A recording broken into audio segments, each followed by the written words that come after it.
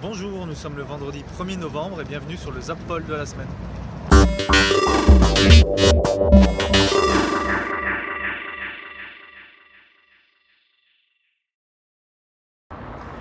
Il y a depuis quelques semaines un climat politique et médiatique délétère. Il a commencé avec un débat sur l'immigration lancé par le gouvernement où les membres de la majorité y sont allés de leurs fantasmes sur les chiffres des demandeurs d'asile ou de l'aide médicale d'État. Ce climat délétère s'est accentué avec l'agression, car c'est une agression, par un élu d'extrême droite de la région Bourgogne-Franche-Comté, qui connaît visiblement très mal la loi de 1905, d'une mère de famille voilée qui accompagnait la classe de son fils lors d'une sortie scolaire sur le thème des institutions républicaines. Ce climat s'est prolongé avec l'expression du ministre de l'Éducation nationale qui a expliqué que le voile n'est pas souhaitable dans la société. En faisant cela, il est sorti de son rôle de ministre de la République. Dans un tel climat, le plus grave peut arriver. C'est ce qui s'est passé à Bayonne il y a quelques jours quand un homme, ancien candidat du Rassemblement national à une élection locale, a voulu mettre le feu à une mosquée et a blessé grièvement 2 personnes présentes sur les lieux en leur tirant dessus.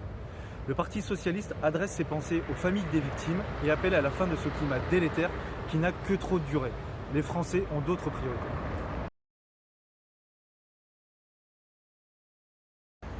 Depuis quelques mois, les choix éditoriaux de la chaîne CNews posent question.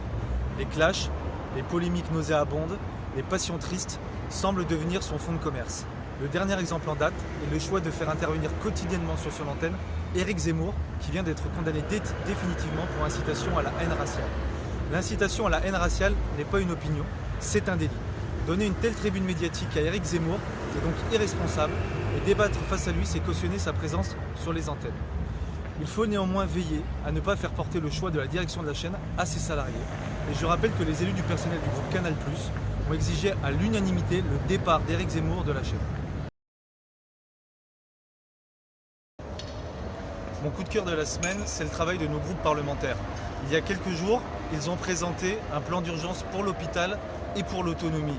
Il y a également le travail qui a été réalisé sur le projet de loi de finances, notamment par Valérie Rabault et Christine Pires-Beaune.